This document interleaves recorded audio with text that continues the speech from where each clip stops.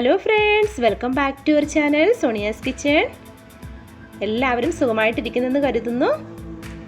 അപ്പോൾ ഇന്ന് ഞാൻ വന്നിരിക്കുന്നത് പെപ്പർ ചിക്കൻ ഫ്രൈഡ് റെസിപ്പിയുമായിട്ടാണ്. നമുക്കറിയാം ചിക്കൻ്റെ ഒരുപാട് വെറൈറ്റീസ് ആയിട്ടുള്ള റെസിപ്പികളുണ്ട്.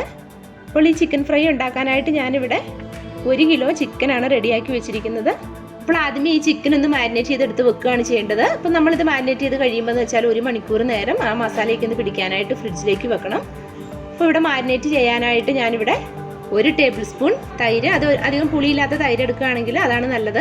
2 ടേബിൾ സ്പൂൺ മല്ലിപ്പൊടി, 1 ടീസ്പൂൺ കുരുമുളക് പൊടി, 2 ടീസ്പൂൺ ജിഞ്ചർ ഗാർലിക് പേസ്റ്റ്, ആവശ്യത്തിനുള്ള ഉപ്പ്. ഇത്രയും സാധനങ്ങളാണ് നമ്മൾ മാരിനേറ്റ് ചെയ്യാനായിട്ട് ചേർക്കുന്നത്. ഇനി ഇതെല്ലാം കൂടി നന്നായിട്ട് മിക്സ് ചെയ്തതിന് ശേഷം ഫ്രിഡ്ജിലേക്ക് വെക്കാം. അതിനുശേഷം 1 മണിക്കൂർ കഴിയുമ്പോഴാണ് നമ്മൾ ഇത് കുക്ക് ചെയ്യാനായിട്ട് എടുക്കുന്നത്.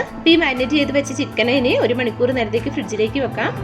ഇപ്പോൾ 1 മണിക്കൂർ ആയിട്ടുണ്ട്. ഇനി ഇതൊരു ഫ്രൈങ് പാനിലേക്ക് മാറ്റിയതിന് ശേഷം ഇതിലേക്ക് 1/2 കപ്പ് വെള്ളവും കൂടി ഒഴിച്ചു കൊടുക്കാം. അപ്പോൾ ഈ പെപ്പർ ചിക്കനിൽ എന്ന് വെച്ചാൽ നമ്മൾ ഒരുപാട് എണ്ണ യൂസ് ചെയ്യുന്നില്ല.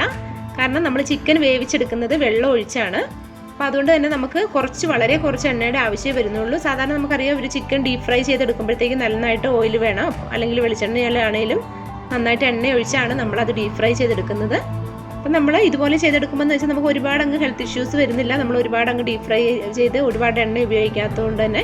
അപ്പോൾ ഇതിലേക്ക് 1/2 കപ്പ് വെള്ളം ഒഴിച്ചതിന് ശേഷം ഇത് അടുപ്പിലേക്ക് വേവാനായിട്ട് വെക്കാം. ഇനി ഇതൊരു 15-20 മിനിറ്റോളം വെയിറ്റ് ചെയ്യണം.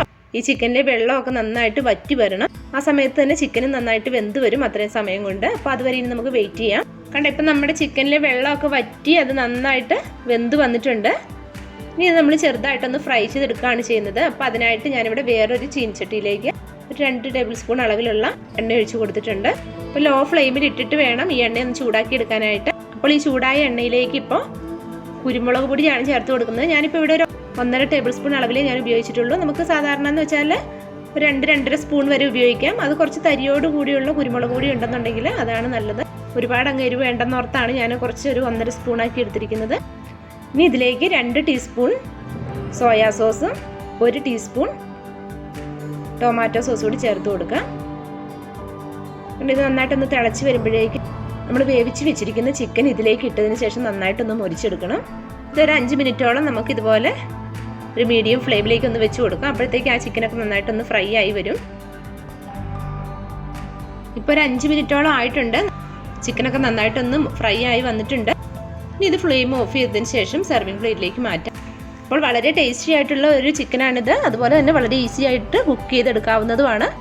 അപ്പോൾ നിങ്ങൾക്ക് ഈ വീഡിയോ ഇഷ്ടമായിട്ടുണ്ടെങ്കിൽ ലൈക്ക് ചെയ്യാനും ഷെയർ ചെയ്യാനായിട്ട് മറക്കരുത്. അതുപോലെ തന്നെ ചാനൽ ഇതുവരെ സബ്സ്ക്രൈബ് ചെയ്തിട്ടില്ല എന്നുണ്ടെങ്കിൽ ദയവായി ചാനൽ സബ്സ്ക്രൈബ് ചെയ്യണം. അപ്പോൾ അടുത്തൊരു വീഡിയോയുമായി ഉടനെ കാണാം.